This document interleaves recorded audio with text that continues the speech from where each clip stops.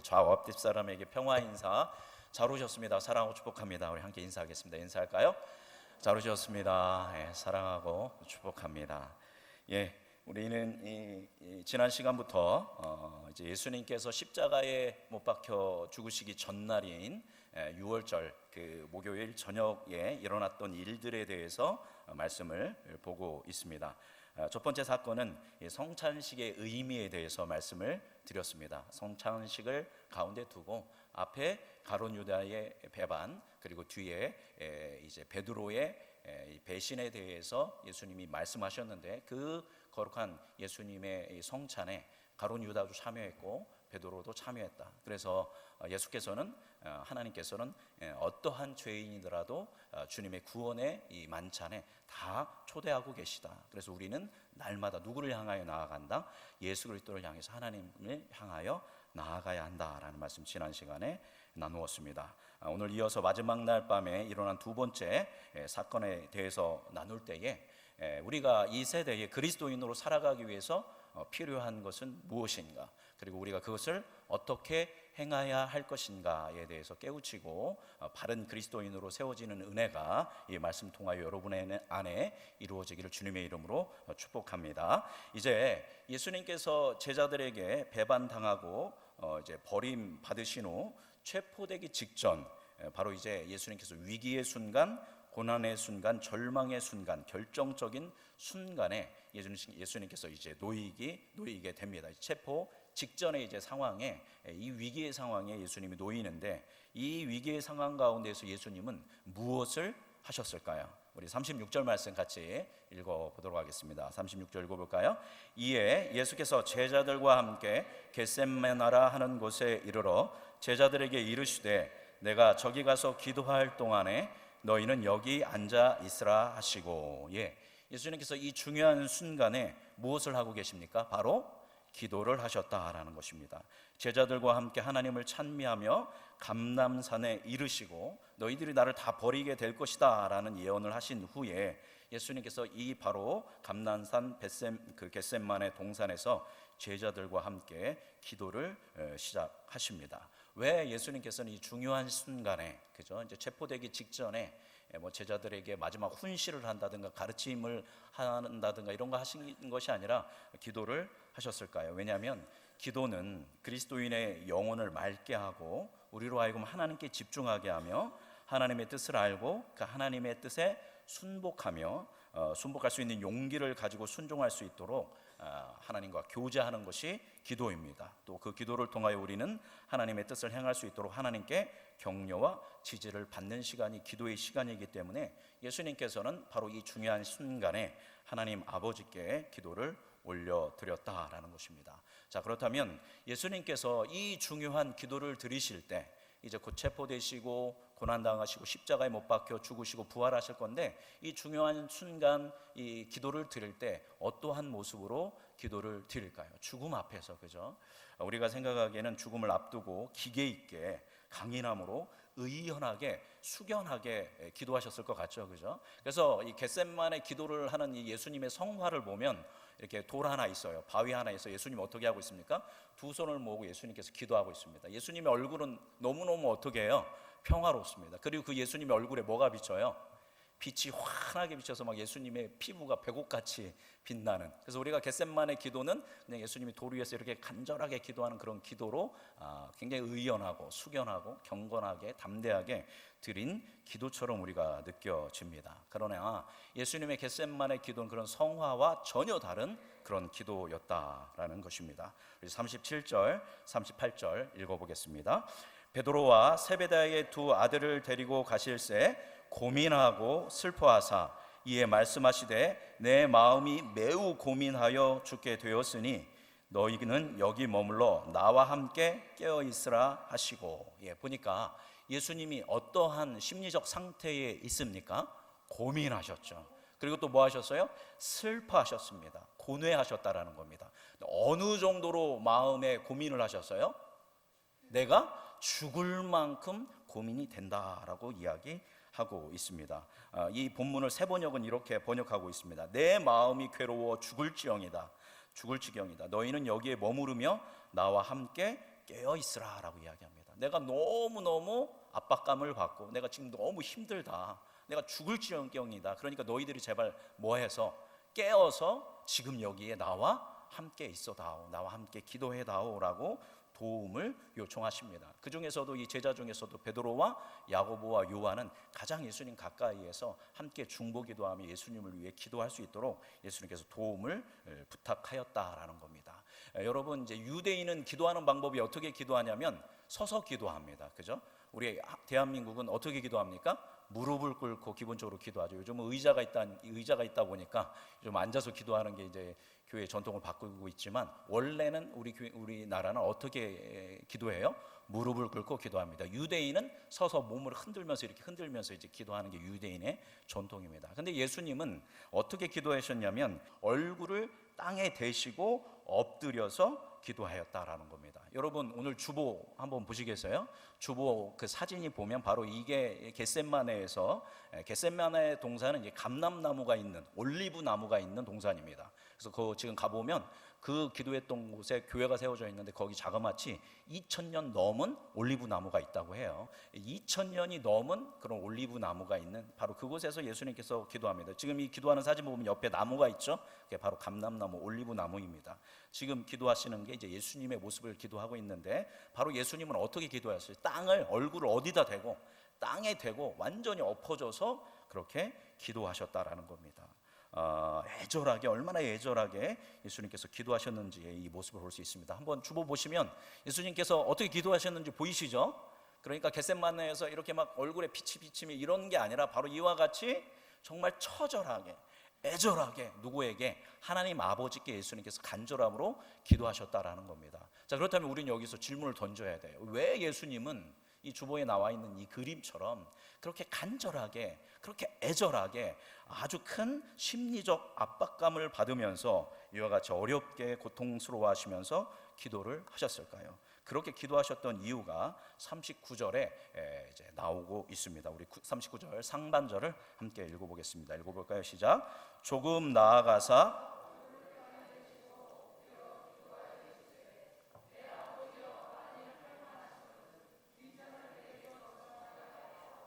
아멘. 예수님이 고민과 슬픔 속에 빠져 있는 이유, 이 심각한 아주 큰 심리적 압박감을 받으신 이유는 무엇 때문이에요? 여기 한 단어가 있죠. 여러분, 무슨 단어 같습니까? 예, 여기 이 말씀에서 이 잔은 때문입니다. 바로 이 잔 때문입니다. 여러분, 이 잔은 무엇입니까? 그 야고보와 요한이 주님, 하나는 우편에 하나는 좌편에 앉게 해주십시오. 어머니가 와서 부탁했죠. 그때 너희들이 내가 마시는 이 잔을 마실 수 있냐라고 하니까 예, 마시겠습니다 했었던 잔이 있죠. 바로 그 잔을 얘기합니다. 그리고 우리가 지난 시간에 성찬을 나눌 때 뭐 하셨어요? 포도주를 나누면서 이것을 마시라. 이 잔은 너희를 위해서 흘리는 나의 피, 곧 언약의 피, 죄사함을 주는 피다라고 이야기했습니다. 바로 이 잔을 의미합니다. 이 잔의 의미를 한 가지 따져본다면, 첫 번째, 이 잔은 수치의 잔입니다. 여러분, 십자가 성화 보면 예수님 이렇게 매달려 계신데 뭐만 입고 계세요? 밑에 속옷만 입고 계시죠. 근데 원래는 십자가를 매달릴 때는 어떻게 하냐면 완전히 다 벗깁니다. 그러니까 남성의 그 수치스러운 모든 것이 다 드러나게 되는 것이죠. 예수님의 이때의 나이가 33살입니다. 이 33살의 이 청년이 온 몸이 벗겨져서 십자가에 매달려서 수많은 사람들이 지나가면서 침뱉고 예수님 향하여 손가락질하고 저주하고 조롱을 받으셔야 하는 것입니다. 그래서 이 잔은 뭐의 잔이다? 첫 번째, 수치의 잔이다라는 겁니다. 두 번째는 고통의 잔입니다. 예수님이 이 잔을 받아들이기로 하신다면 이제 체포되셔서 채찍에 맞으셔야 하고, 그 십자가를 지시고 골고다의 언덕을 오르셔야 하고, 또 십자가에 못 박혀서 정말 고통스럽게 육체적인 고통 가운데에서 죽으셔야 한다라는 것입니다. 그래서 이 잔은 뭐의 잔이다? 두 번째, 고통의 잔입니다. 결국 이렇게 수치를 당하고 고통을 당한 후에 예수님은 어떻게 되십니까? 죽으시게 되죠. 그래서 세 번째로는 이건 뭐의 잔이냐면 죽음의 잔이 됩니다. 죽음은 모든 사람들과 이별하게 되고 단절되게 됩니다. 모든 인간은 죽음 이후에 어떤 일이 있는지 정확하게 알지 못한다라는 것입니다. 그래서 다 죽음에 대한 막연한 공포와 두려움을 가지고 있습니다. 공포의 잔이요, 세 번째는 죽음의 잔입니다. 그렇다면 예수님이 이 수치의 잔, 이 고통의 잔, 이 죽음의 잔을 받기 싫어가지고 이와 같이 심각하게 아주 막 스트레스를 받으면서 기도하셨을까요? 저는 예수님이 그 정도는 아니시라고 봅니다. 왜냐하면 예수님 말고도 당대 의인들, 그죠? 그리고 우리나라에도 보면 위인들 보면 이 수치와 고통과 죽음을 그 뜻을 이루기 위해서 분연히 일어나서 그것들을 감당했던 위대한 인물들이 차고 넘칩니다. 세계사에, 우리 역사에도 마찬가지고 넘칩니다. 아마도 저는 예수님이 이 수치, 이 고통, 이 죽음의 잔을 두려워하셔서 그렇게 심각하게 막 고민하면서 나를 위해서 제발 기도해달라고 그렇게 기도했을 거라고 보지는 않습니다. 물론 그런 부분이 없지는 않았겠지만 중요한 것은 네 번째입니다. 이 잔은 무슨 잔이냐면 진노의 잔이다라는 겁니다. 예수님께서 그 십자가에서 우리가 기억할 때 단순히 육체적인 고통만을 당하셨다고 십자가를 묵상하면 안 됩니다. 그죠? 우리가 사순절 되면 그 예수님 나를 위해서 십자가에 얼마나 고통스러우셨어요. 채찍에 맞으시고 못 박히시고 십자가에 죽으시고 막 생각만 해도 가슴이 아파요. 여러분, 그러면 우리는 뭐에만 집중하고 있는 거예요? 예수님이 육체적인 고통을 당하시는 것만에 대해서 집중하고 있는 겁니다. 제가 신학생 시절 때 약간 신앙적인 어려움을 겪었던 때가 있습니다.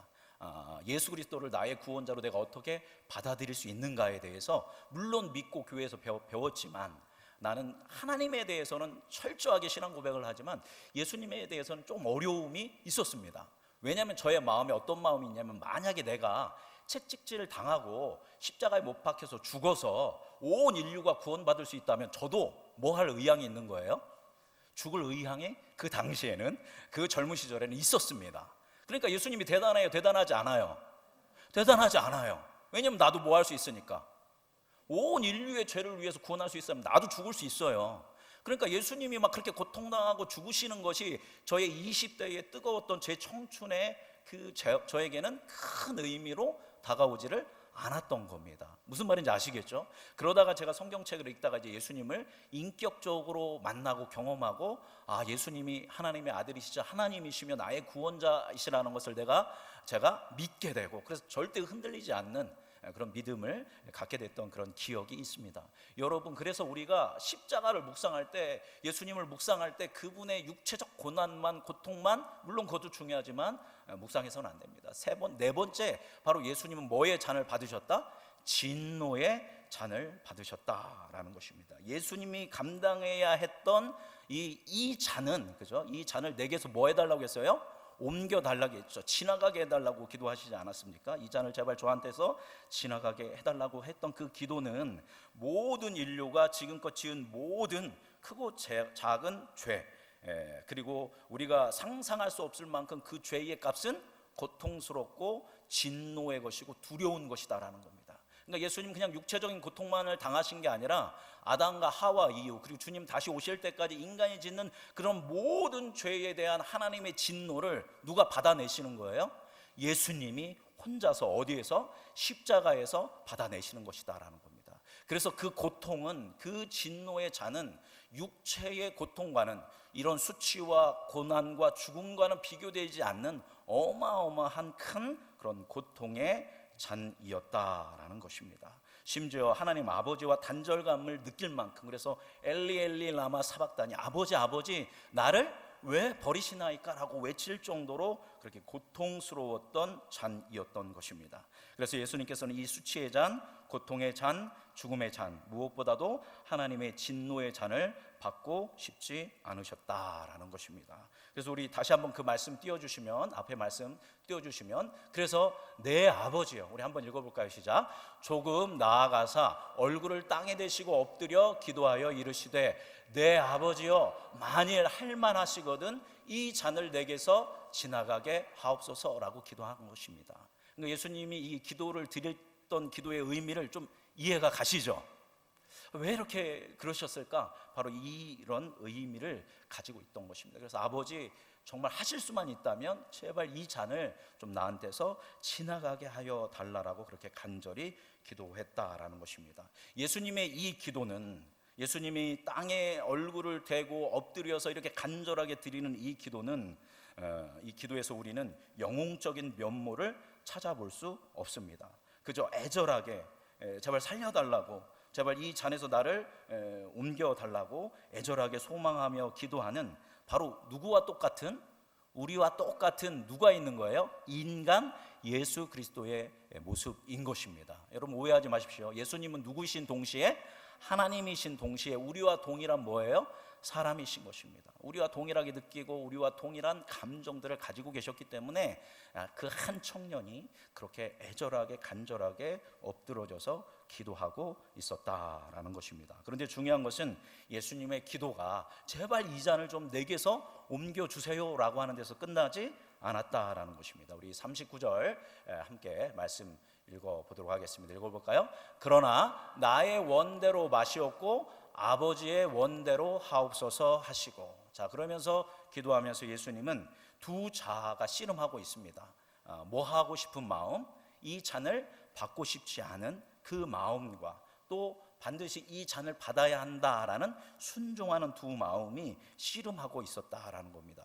그래서 이것이 옮겨질 수 있으면 좀 이 잔을 옮겨주시고, 아니라면 내가 이것을 뭐 하겠습니다, 받아내겠다라고 하는 이 두 자아가 아주 씨름을 하고 있었다라는 것입니다. 여기 말씀 보면 아버지의 원대로 하옵소서라고 하고 있지 않습니까?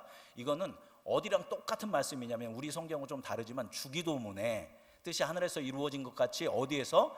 땅에서도 이루어지이다. 여기 보면 주어가 아버지거든요. 우리는 생략되었는데 아버지의 뜻이 어디에서도 이루어지게 하여 주옵소서, 땅에서도 이루어지게 하여 주옵소서. 여기 아버지의 원대로 하옵소서가 주기도문이랑 똑같습니다. 아버지의 뜻대로 하여 주시옵소서라고 예수님이 가르침대로 그렇게 기도하셨다라는 것입니다. 그래서 나의 소원, 나의 소망, 나의 원함을 내려놓고 하나님의 계획, 하나님의 뜻을 선택하고 있다라는 것이죠. 우리 42절 말씀 같이 읽어보겠습니다. 다음 말씀 42절 다시 읽어보겠습니다. 다시 두 번째 나아가 기도하여 이르시되 내 아버지여, 만일 내가 마시지 않고는 이 잔이 내게서 지나갈 수 없거든 아버지의 원대로 되기를 원하나이다 하시고. 다시 두 번째도 만약 지나갈 수 없으면 누구의 뜻대로 되게 하여 주옵소서, 아버지의 뜻대로 되게 하여 주옵소서. 세 번째도 이렇게 기도를 하게 됩니다. 이렇게 예수님이 기도할 때 허투루 기도하는 것이 아니라 전심으로 기도했습니다. 누가복음에는 예수님이 기도한 것을 좀 더 자세히 기록하고 있습니다. 누가복음 22장 43절 읽어보겠습니다. 천사가 하늘로부터 예수께 나타나 힘을 더하더라. 예수님이 그렇게 간절히 기도하다 보니까 뭐가 빠지기 시작해요? 힘이 빠지기 시작합니다. 옆에 누가 있어요? 제자들이 같이 기도해 줘야 하는데 제자들 뭐 하고 있었는지 아시죠? 그러니까 힘이 빠지니까 하나님께서 누구를 보내셔서, 천사를 보내셔서 예수님과 함께 기도할 수 있도록 예수님을 지지하고 응원하십니다. 그 다음 계속 예수님은 힘써 기도하시죠. 22장 44절 말씀 읽어보겠습니다. 예수께서 힘쓰고 애써 더욱 간절히 기도하시니 땀이 땅에 떨어지는 핏방울 같이 되더라. 아멘. 그래서 어느 정도까지 기도했어요? 이제 학자들이 이걸 다 연구해봤습니다. 그랬더니 막 정말 극심한 스트레스와 굉장히 간절하게 그렇게 기도할 때 피부에서 뭐가 터지냐면 모세혈관이 터져서 이 땀에 피가 섞여서 나오는 그런 현상들이 있다고 합니다. 바로 그래서 예수님은 그 정도로 간절하게 기도하셨습니다. 얼마나 간절하게 기도하셨는지를 알 수 있는 것이 바로 이 누가복음의 말씀입니다. 결국 예수님은 이 기도의 시간을 통해서 누구의 뜻을 확인하냐면 하나님의 뜻을 확인하게 됩니다. 바로 이 수치의 잔, 이 고통의 잔, 이 죽음의 잔, 무엇보다 이 저주의 잔이, 이 진노의 잔이 알고 보니까 우리를 구원하는 뭐의 잔이었던 거예요? 구원의 잔이었다라는 겁니다. 아이러니죠. 예수님께서 마셔야 할 그 진노의 잔이 하나님의 백성들에게는, 하나님의 자녀들에게는 뭐의 잔이었다? 구원의 잔이었다라는 것입니다. 그렇습니다. 예수님이 이 진노의 쓴 잔을 마시지 않고는 인류의 죄가 용서함 받을 길이 있다 없다? 없다라는 것입니다. 예전에도 제가 한번 말씀드렸지만 다시 한번 말씀드립니다. 왜 기독교는 구원의 길이 기독교에만 있다, 예수님을 믿어야만 구원받을 수 있다라고 우리는 어떻게 보면 독단적이고 편협적이고 자기들만 옳다라고 주장한다고 타 종교들은 이야기합니다. 왜 그럴까요?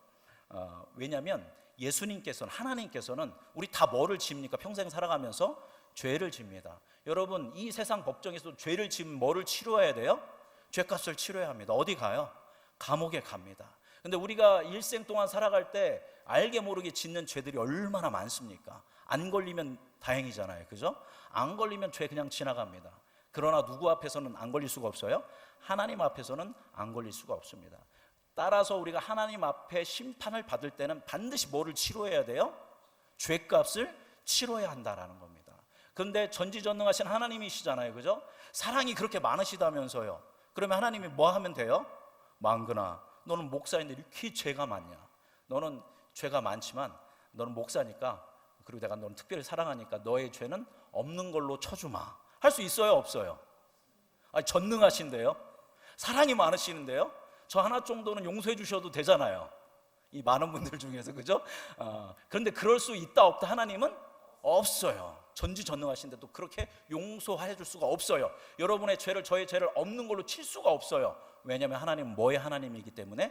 공의의 하나님이기 때문에, 정의의 하나님이기 때문에, 하나님의 정의와 공의의 성품과 그냥 없는 걸로 쳐주는 거는 이게 충돌이 일어난다라는 겁니다. 그래서 하나님은 우리의 죄를 없는 걸로 쳐주실 수가 없어요. 그래서 저와 여러분은 반드시 뭐는 치러야 돼요? 죄값은 치러야 돼요. 죄값을 치르지 않으면 만약에 우리는 어디로 가야 돼요? 우리 지옥으로 가서, 지옥이라는 것을 여러분 막 불 이런 것만으로 상상할 것이 아니라 누구의 부재예요? 하나님이 계시지 않는 곳, 하나님의 통치가 없는 곳은 그곳 자체가 지옥입니다.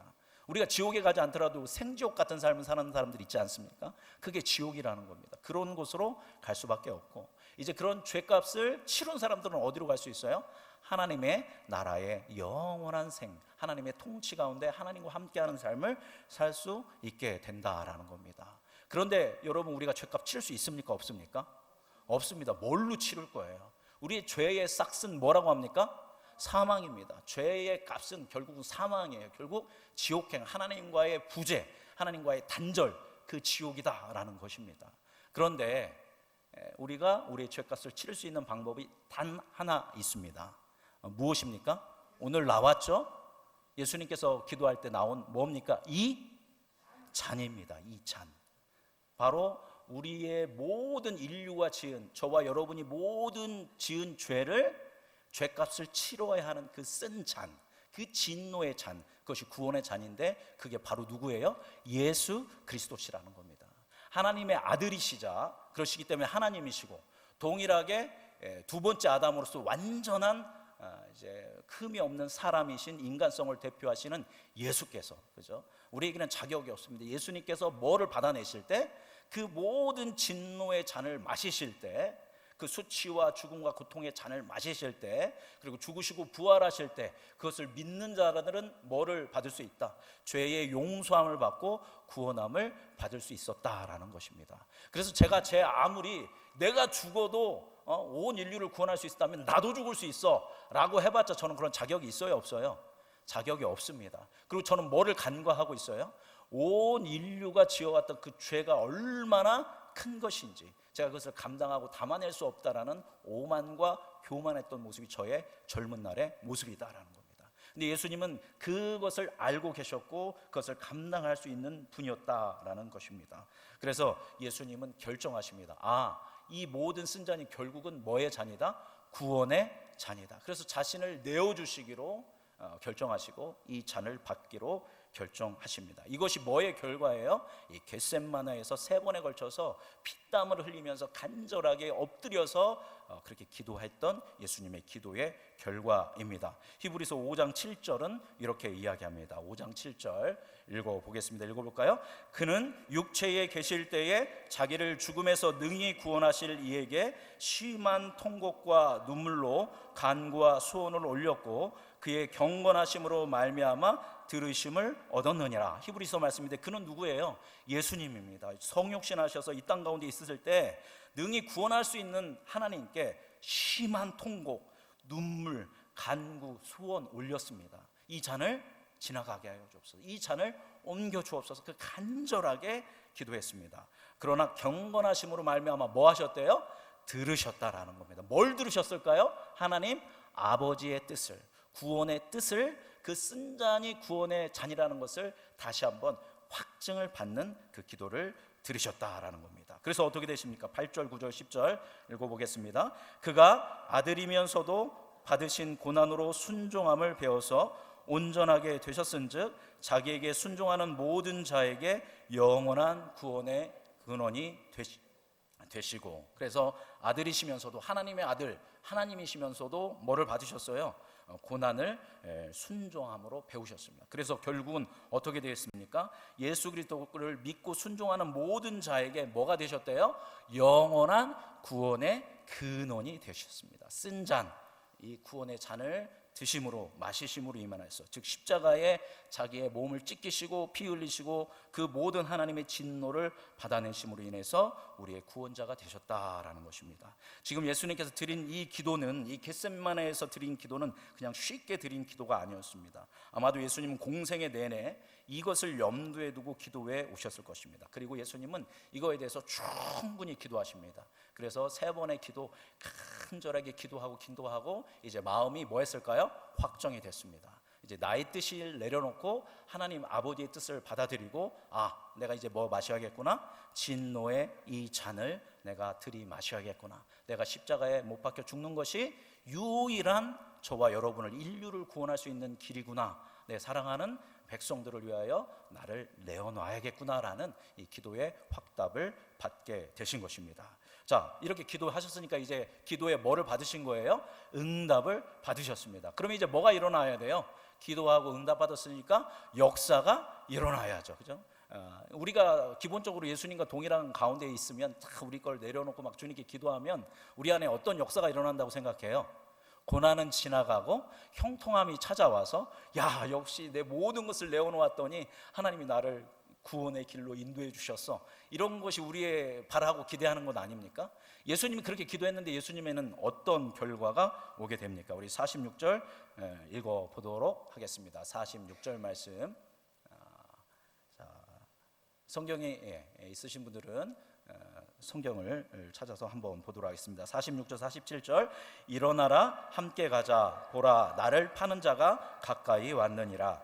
말씀하실 때에 12 중에 하나인 유다가 왔는데 대제사장들과 백성의 장로들에게서 파송된 큰 무리가 칼과 몽치를 가지고 그와 함께 하였더라. 아멘. 이렇게 간절하게 기도하고 아멘 하고 마음이 담대해졌을 때 제자들한테 이야기합니다. 일어나라. 제자들이 이제 졸고 있었죠. 일어나라, 함께 나랑 가자, 나를 파는 자가 가까이 왔다. 즉 말씀 이렇게 하고 계실 때 이제 대제사장들과 백성의 장로들이 보낸 큰 무리가 뭐를 들고 왔습니까? 칼과 몽치를 가지고 와서 예수님을 위해서 체포하기 위해서 왔다라는 것입니다. 이게 뭐의 응답이에요? 예수님이 드린 기도의 응답입니다. 예수님이 쓴 잔을 마시게 하기 위해서 누가? 가룟 유다가 군사들을 몰고 예수님께 찾아와서 예수님을 체포했다라는 것입니다. 이 순간에 예수님께서는 회피하거나 도망치거나 두려워하지 않고 의연하게 추후에 흔들림 없이 그들을 맞이합니다. 이것은 뭐의 결과입니까? 예수님이 뭐 하신 결과? 기도하신 결과. 하나님의 뜻을 알고 나의 뜻을 내려놓고 하나님의 뜻에 나를 맞춘 그런 결과가 있었기 때문에 이전에 수많은 심한 압박감을 받으면서 두려워 떨면서 그렇게 기도하셨던 예수님이 이제 그 모든 것을 툴툴 털어버리고 그 고난의 진노의 쓴 잔을 마시기 위해서 걸어 나아가는 것을 이 말씀을 통해서 볼 수 있습니다. 말씀 정리하도록 하겠습니다. 오늘 우리가 많은 말씀 나눴는데 오늘 말씀에는 이 기도에 대한 중요한 여러 가지 인사이트들이 참 많이 나오고 있습니다. 예수님께서는 가장 중요한 순간에 뭐 하셨어요? 기도하셨습니다. 기도할 때는 어떻게 기도하셨습니까? 의연한 척, 거룩한 척, 괜찮은 척 그렇게 기도하지 않으셨어요. 얼굴을 땅에 대고 엎드려서 제발 뭐 해달라고, 이 잔을 지나가게 해달라고, 제발 나 좀 뭐 해달라고, 살려달라고, 그렇게 간절하게 있는 모습 그대로 자기의 모습을 들여서 기도했습니다. 그러나 하나님의 뜻에 무엇을 맞추었어요? 자신의 뜻을 맞추었습니다. 그래서 하나님의 뜻에 순종했습니다. 그렇게 충분한 기도를 드리셨을 때 예수님께서는 진노의 잔이자 저주의 잔이자 인류의 구원의 잔을 의연하게 받아들이시고 순종하고 하나님의 뜻에 순복하는 기도를 드렸고 온 인류를 구원해 내셨다라는 겁니다. 우리 역시 어떻게 해야겠습니까? 중요한 순간에 뭐 해야 합니까? 반드시 여러분 기도해야 합니다. 여러분 순종해야 하잖아요, 그죠? 근데 순종이 잘 됩니까? 안 됩니까?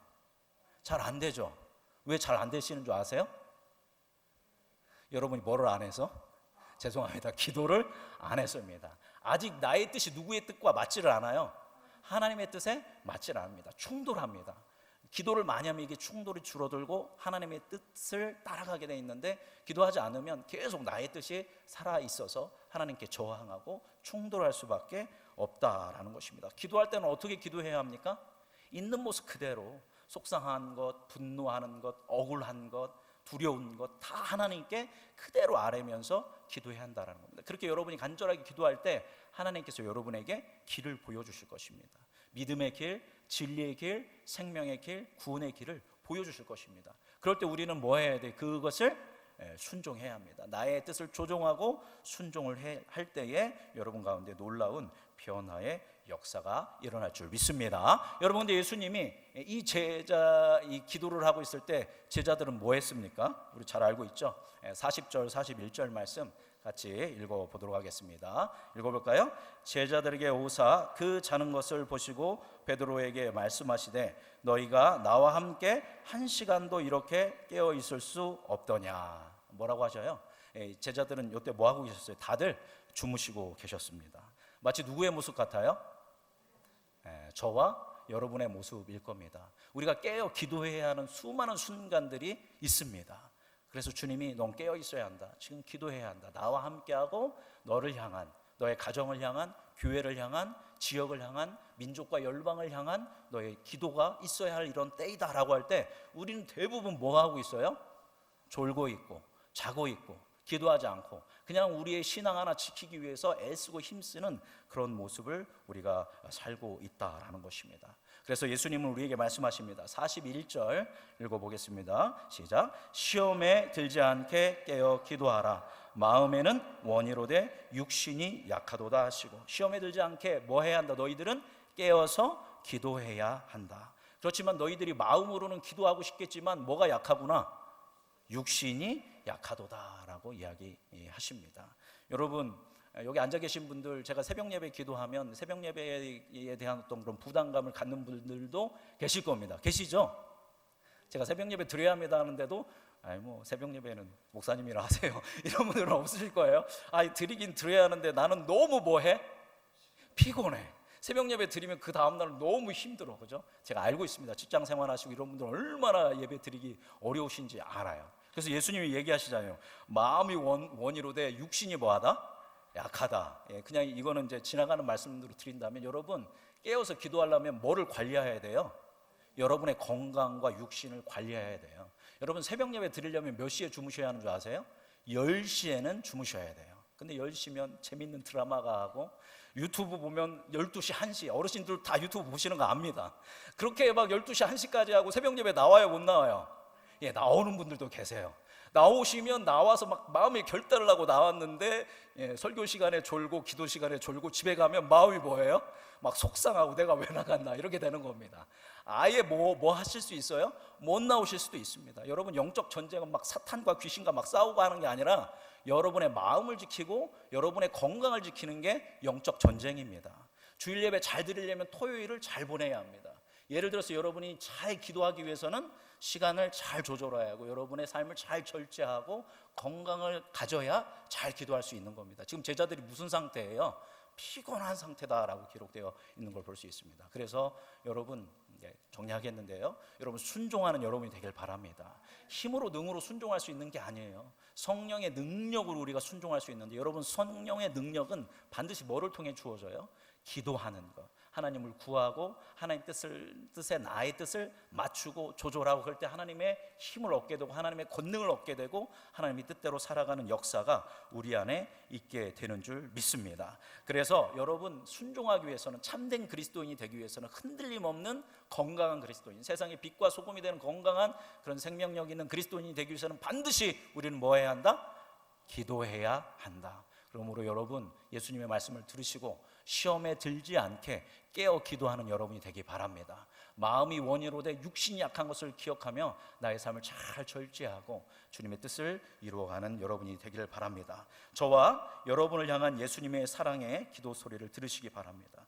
겟셋마네에서 자신을 내어놓고 하나님의 뜻을 선택하는, 그래서 자신을 내어주고 저와 여러분을 구원하시기로 결정하는 그 순종과 결단의 사랑의 그 기도를 들으시고 주님을 본받아 기도하며 주님의 뜻에 순종함으로 하나님 나라 이루어가는 우리 음성중앙교회 모든 성도님들 되시기를 주님의 이름으로 축복합니다. 기도하겠습니다. 거룩하신 생명의 주 하나님,